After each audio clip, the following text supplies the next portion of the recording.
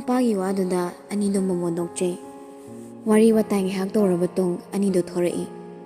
Mani gya laklabanina sumlaisinbado phajadre khalaga. Laijasu tungda tapna inaraktuna thongzil phau thorakpani. Mang onduna chelambado tung olaga laimairabado laijada onsilai. Phone pai bai bonatro. Laijado ingang angna. Hoi, inom joyda leiringe khara khara siznari. Fare, adudi sidang ngayo. Mana tawdoideo karino khangdabana laijado chaplepi. Lios oni duda haifit inglamlaga pocket to humlaga nongminokmi makhada kumthakre. Mairabasu phone do puthoklaga kanado no message thakre. Phone do pocket amu hapchilaga laisada yingli. Mairabana yingli khangmana nupiduso mamai uru leiraga khangli. Matawduda mairabasu momodok mamai do amu leithokre. Ngayaki tungda nupa amana makutta phasna pek tawraba box ama paiduna mairabagi nakta changsilai. Sir, sida leijare. Mairabasu phone do lauraga nupaduda chatlo haibagum ingitto tawi. Amaduso respect ulamlaga chatkri. Say. Laisa ngaglabna. Kaino siba. Lauda launi. Kaino hanairo. Mairaba nokmi laisa gi makutto lauraga box to paheli. Phone. Atho kai leiraso pau piraknabani. Lauroi gaina ningai torkono. Haina laisado lauroidugi marai tori.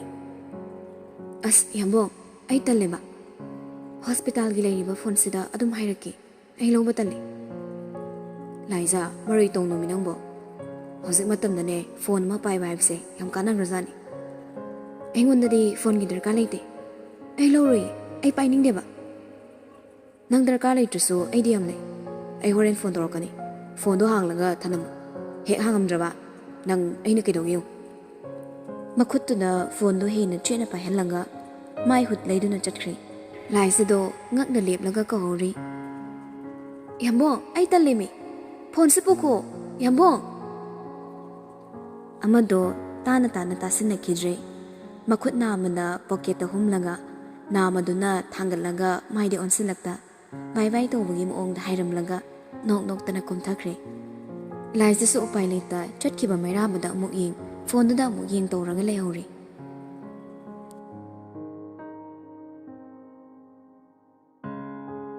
Ahingi matam oirakla fau laisa tumsin bayadi. VIP room oibana anabagi famungdo nataba tongan male manadi sisina tongkre. Adubu madi tumsin bayadre. Famungdugi nakan oirak thariba sofa apakpaduda hiptuna lei. Wakhaldu sumo on khali. Karigumba kanda mairabagi wakhalso heke yauri. Yambungna phone toradi kamai tongde ide. Phone hangde hairaga hayeng amu isau tongdoi zala.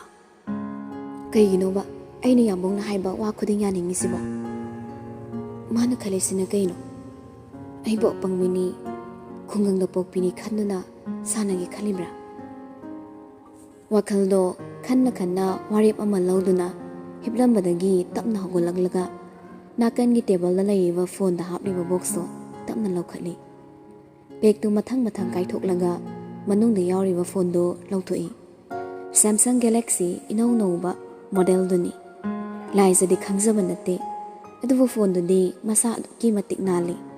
Phone do hek hangmaga number khangdaba kharagi miss call paisilai. Number anihum subaduda karino khanjanana machindu soli.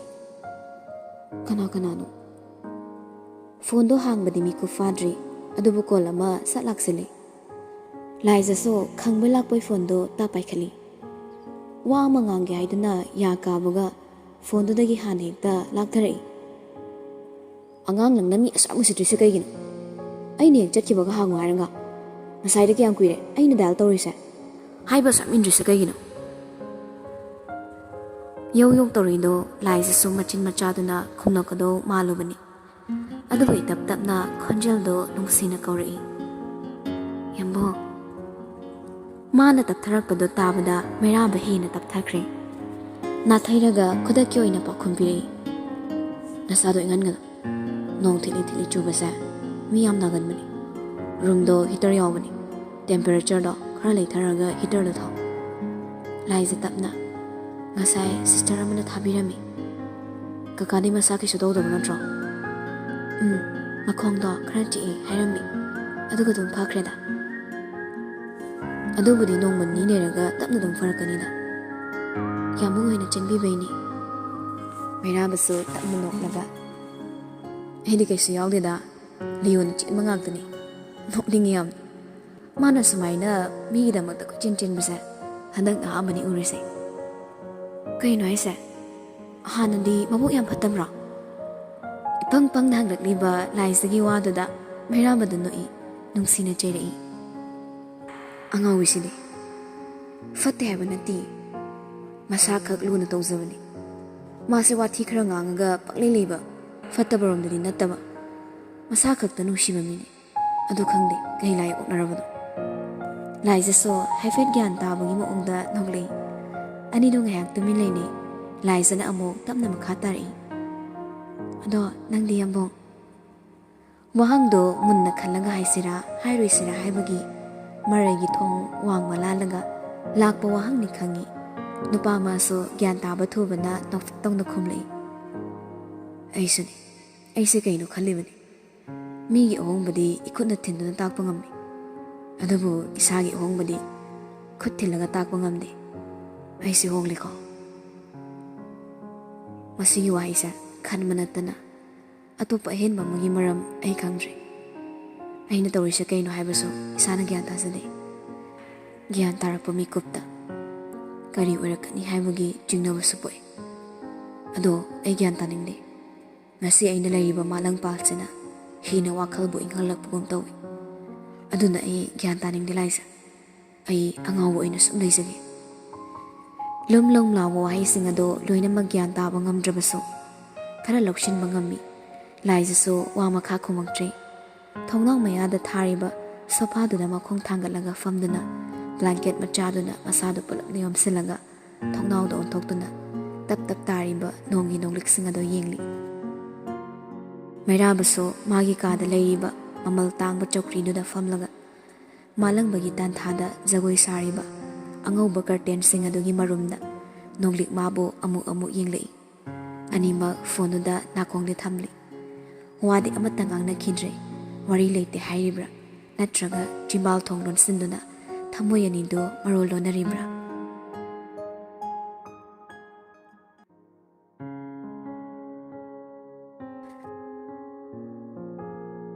tek chatpa garigi katana matam mabu khamba sungamda phaba suyada puduna dumang chatki manigi surgery shuloiduna numit humni mo hospital da leiramlaga khunda mu halai aten matam sida mairabaga laijaga so masa khangda naksinakre madudi mairabagi mityeng amada thamoyi wa khangba horakpagi matang adu yori lio monaso mariyetna yetna tapna nungshibagi mami amadi maithongda tamnari aniduna hospital da irang tawbani nongmani ni sida robert so mathaw amagum khunda toina chatlaga tonbu thawaina ngairaga thabak lakpani haijinna hege unai ngasidi mani hoibu thilakpo oina ahumak lai manina haiman badagi mona hoida changlaktuna famlari yamna lanjadabagi moongda famli bani ahumak manina cha singdi pamnok nokpa imungi machani haibadi thazalebo kari di hotnare ma baba di loina leiri ko wahangdo ahumma khupam khangdaba wahangni sinpham do hairaba anabado khutakta wantharaga sikhibasu yari mapa mamagi wadi ahummak laibak thirama ngaktani adubo phibamsida mairabagi sinphamgi matangda oidaba nganglei mairabana business masa khara tawraga panglei leida kaka ima pabungdi nauna kainakri amaso chap manabasida imung oina khoi pulap leibani magi wahaiduda thongsin marumda leplamba laisado nungaitabagi mityeng ama yenglei naknarabasu imung manangi wadi sanadabana khangdabani mairabasu mamituna laisabo haifet yenglei michana maduda ikairaduna Thonggi pardar marumda amuk tapna laisinkhre. Matongduda mairabasu nokmi tauri. Wakhal ngaya khaluraba tung manina tapna makha tari. Phai. Matamse matam ma tauri. Hotnaba lepa yade angangsa. Ayi kanasu leitre. Ima baba leitre haibagine pokning sontaba yade ko. Leona. Hoi baba nachasing gyan tazi. Manina. Matam pumnamaktane jackson na haina chalo. Yung. Hozik thokliba irang mayamse. Aidi khunggang da leirabasu. Thokliba irang kayase. Paudi radio da khabar da. Pirakpa paudu tana bahot nido. Mihan mi pum loina tokraga. Nisagi hingsa kaya torok lisini. Aikhoigi khunsisu nakhoi jacksilako. Ngayak leitani irang thokpani. Leiriba khunjasingda sokpa thabakti tawdi. Adubo tamba ngamba natte. Naandasu numidang ama nomay kapnaredana. Khunsi pulis na pumumukibani. Ichani ngolga leire. Ipadi pakhalido. Nakhoisune yamna jacksilo angangsa. Marida humdo matin kutkit yosinne. Khumdorokpa pakhumda yamna gyan taba saranga khumi. Machin haiba liyoga robot kana sadogi moongda gyan ga tasilambaduda ahal singdudi harau lehori. Makhoiso wari khongsang bitudagi thairanga yamna wana chatnamba thorai. Chatlamdai matamda liyona piramba ingituna manasu tungi lei. Gari manak hek yobaga robot kamera mugaso sachat ka khatkre. Liyo di laptop tawranga lehori. Maningda la omo manaso yawshilak lepi. Kaino gunda? Leona. Angang nang nanatani gunda kaino. Gunda haiduna kay haiduba. Nang natchindu yam haibramu nang pharaga lay pari hukni ko. Akana ring singana swaida. Kaygino kakthura isa thabak yam lehawi haido hairo. Leona nokmi pocket dagi phone do lakthoklaga manada piri. Phone do ahanbani mana haifet ngakna yingli. Thabak yam lehawi haida. Ying leran sasa loksilo. Kaidongna manu siba. Phone bu kaidongna doino. Hinno to bisanaraga ne. Thamogi line da channel anawam hapchindoba. Manado suktuklaga. Nongmata sumiron nganguba. Aina ngangi se mirol natradi nganu marolo. Se loksilo thienga bane khoshu. Mine pine kaina piri bani ne nangise. Mi gi matau tamnong nupadi nate. Amma sine advance oimanbagi mana hanjakibani. Se lawro khudang sisidari. Mana swipe yinglanga tapna lawi. Lawroi haiduna marai tawba yai. Adubo ngamloidawa marai ni khanduna tawdre. Phasana chatlo lehoragi. Leo so haipet noklamnanga gari da kakhatkre. Monasu nongminovi phone do phanikti epsilanga thauki ba gari da haipet yinglamnaga manung changkre. Gari manungduda ahumdo monda nong aina family. Moigi wari khangba kananadi ahumdugi matawdo tasingna nungsiba pokani. Taiwangi afafata khangdringe awawa kaya mayoknaduna makutta khutlai pairaga yeknaba kaya lanthengnabada chokthakhraba changaktani. Thongna leiba oibana chokthare haiba wahising ase machindagi tage fangdri. Adubo naitom leiba matamdadi chokthabagi saktam uwa fangi. Inkhalakpa matamgi nungsinungo leikide. Mi ama oibagi nungaiba haibadugi saruk thungkide. Adubo ngasidi piklaba khongangsida makhoigi minok leiramli. Handak marak Leona tattana haiba wahini. Aikoise Mafia ni ko. Ngasis omok noktuna hairi. Aikoise Mafia ni ko. Magi wahinuda masana masabu kangsaraba. Nungsi ipagda luplaba thamoisingdo. Amuk iraknani khanda mipaiba poknarai.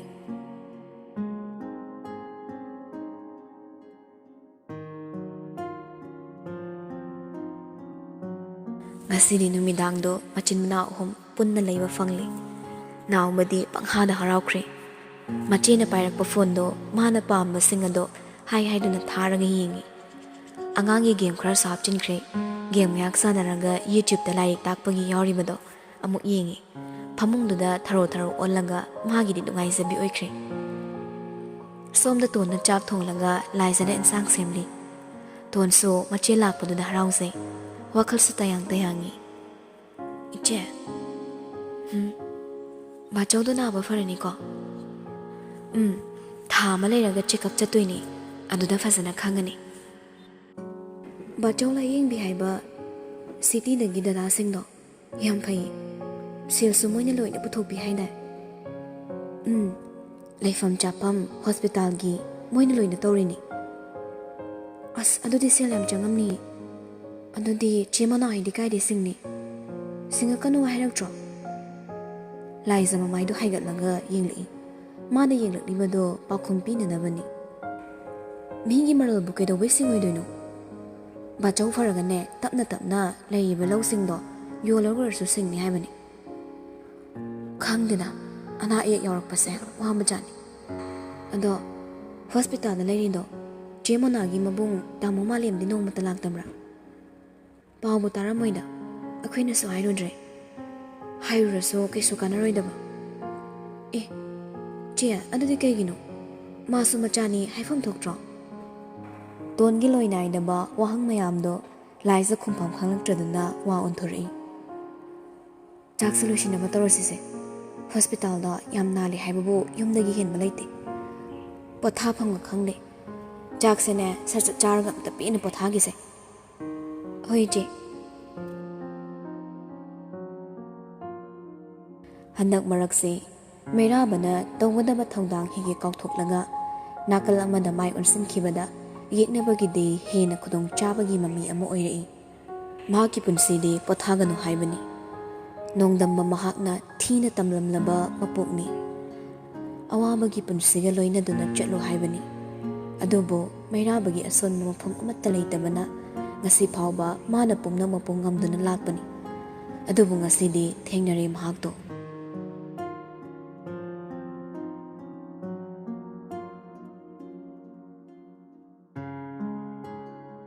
ꯃꯩꯔꯥꯕ ꯑꯃꯗꯤ ꯂꯥꯏꯖ ꯄꯨꯟꯅ ꯂꯩꯔꯤꯉꯩ ꯀꯥꯞꯄ photo ꯑꯃꯗꯤ ꯂꯥꯏꯖ ꯃꯊꯟꯗ ꯀꯥꯞꯄ photo ꯈꯔꯒ ꯂꯣꯏꯅꯅ ꯇꯦꯕꯜꯗꯨꯗ ꯏꯆꯥꯏ ꯆꯥꯏꯅ ꯂꯩꯔꯤ ꯂꯥꯏꯖꯅ ꯇꯨꯃꯤꯟ ꯐꯝꯂꯒ ꯂꯩꯔꯤꯉꯩꯒꯤ ꯐꯣꯇꯣꯗꯣ ꯇꯞꯅ ꯂꯧꯈꯠꯂꯒ ꯌꯦꯡꯉꯤ ꯌꯦꯛꯅꯕꯁꯨ ꯉꯥꯎꯏ ꯂꯥꯏꯖ ꯃꯥꯒꯤ ꯐꯖꯕꯗ ꯂꯥꯏꯖꯕꯨ ꯎꯔꯒ ꯃꯩꯔꯥꯕꯕꯨ ꯃꯥꯏꯊꯤꯕ ꯄꯤꯅꯤꯡꯂꯛꯄꯒꯤ ꯏꯊꯤꯜꯁꯨ ꯍꯦꯟꯅ ꯍꯦꯟꯒꯠꯂꯛꯏ ꯏꯗꯦꯟ ꯃꯆꯤꯟꯗꯣ ꯍꯥꯏꯐꯦꯠ ꯆꯤꯡꯂꯒ ꯅꯣꯛꯃꯤ ꯐꯣꯇꯣꯗ ꯇꯥꯔꯤꯕ ꯂꯥꯏꯖꯒꯤ ꯁꯛꯇꯝꯗꯨ ꯌꯦꯡꯂꯤ ꯂꯥꯏꯖ ꯁꯨꯛ ꯐꯖꯕ ꯁꯛꯇꯝ ꯂꯩꯀꯣꯜ ꯈꯨꯗꯤꯡ ꯆꯪꯂꯕ ꯏꯗꯦꯟꯅꯤ ꯑꯗꯨꯕꯨ ꯅꯪꯕꯨ ꯐꯖꯕ ꯂꯩꯔꯥꯡꯗꯤ ꯇꯁꯦꯡꯅ ꯎꯈꯤꯗ꯭ꯔꯤꯕꯣ ꯃꯩꯔꯥꯕꯒꯤ ꯑꯣꯏꯕ ꯄꯣꯠ ꯈꯨꯗꯤꯡꯃꯛ ꯐꯖꯩ ꯅꯪꯁꯨ ꯃꯩꯔꯥꯕꯒꯤ ꯄꯣꯠꯅꯤ ꯍꯥꯏꯗꯅ ꯐꯖꯔꯤꯕ꯭ꯔꯣ ꯏꯗꯦꯟꯗꯣ ꯑꯁꯥꯎꯕ ꯁꯛꯐꯝꯗꯨ ꯑꯣꯜꯂꯤ ꯐꯖꯔꯕꯁꯨ ꯏꯗꯦꯟꯅ ꯆꯟꯅꯐꯝ ꯂꯩꯇꯦ ꯑꯩꯅ ꯄꯥꯝꯕꯗꯤ ꯗꯥꯏꯃꯟ ꯀ꯭ꯂꯦꯁꯅꯤ ꯂꯥꯏꯔ ꯆꯠꯅꯕꯤ ꯅꯪꯅꯁꯨ ꯗꯥꯏꯃꯟ ꯀ꯭ꯂꯦꯁꯇꯣ ꯀꯌꯥꯝ ꯀꯨꯏꯅ ꯂꯣꯠꯄ ꯉꯝꯅꯤ ꯉꯥꯗꯣ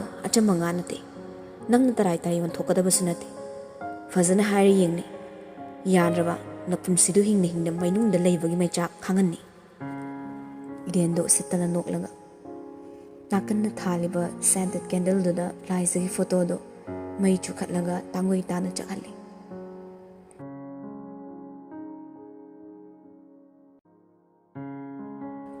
ꯃꯤꯀꯨꯞ ꯈꯔ ꯆꯠꯂꯤꯕ ꯂꯝꯕꯤꯗꯨꯗꯒꯤ ꯅꯥꯊꯩꯔꯨꯔꯕ ꯇꯤꯡꯈꯪ ꯃꯄꯩ ꯄꯩꯗꯨꯅ ꯂꯩꯔꯝꯂꯦ ꯃꯩꯔꯥꯕ ꯕ꯭ꯔꯤꯖꯀ ꯂꯣꯏꯅꯅ ꯇꯦꯔꯦꯁꯇꯨꯗ ꯐꯝꯂꯒ ꯍꯥꯟꯅꯒꯤ ꯃꯇꯧꯒꯨꯝ ꯑꯀꯨꯞꯄ ꯋꯥꯔꯤ ꯁꯥꯟꯅꯩ ꯕ꯭ꯔꯤꯖꯤꯠꯇꯨ ꯇꯞꯅ RK ꯍꯥꯎꯁꯇ ꯏꯗꯦꯟꯒꯤ ꯁ꯭ꯄꯥꯏ ꯂꯩꯔꯦ ꯍꯥꯏꯕꯒꯤ ꯄꯥꯎꯁꯦ ꯑꯩꯈꯣꯏꯒꯤ ꯈ꯭ꯋꯥꯏꯗꯒꯤ ꯂꯥꯏꯕꯛ ꯊꯤꯕꯅꯤ ꯃꯇꯧ ꯀꯔꯝꯗꯅꯣ ꯑꯩ ꯋꯥꯈꯜꯁꯦ ꯈꯟꯐꯝ ꯈꯪꯗ꯭ꯔꯦ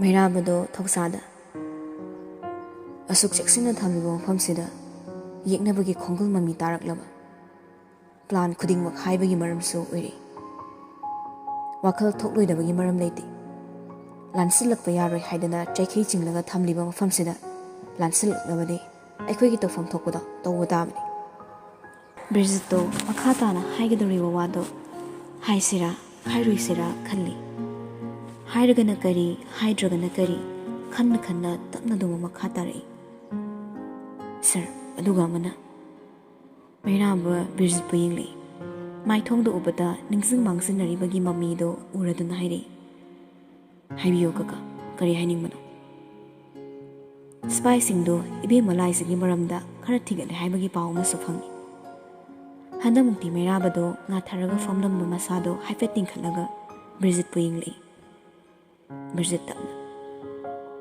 ꯑꯩꯅ ꯗꯤꯇꯦꯜꯁꯦ ꯁꯨꯝ ꯌꯦꯡꯖꯕꯗ Nong manungdang ama ibiyamana sida laambado madudagi hawbani haibagi mami mu uzay adubo ayini hena ngaklibadi namittuda ibiyamabu ubadi thongjinda leiba makhoi ani duga ibiyamagi chana thaknaba phirol na chingba pusinkiba nupimja kharadu khaktani Miraba wa makha tadre laizagi dama mipaiba pokli adubo tawdaba yadraba yathang amadi tawri hayeng fawbagi manungda chingniriba spicing ado yam thona lokhatpiro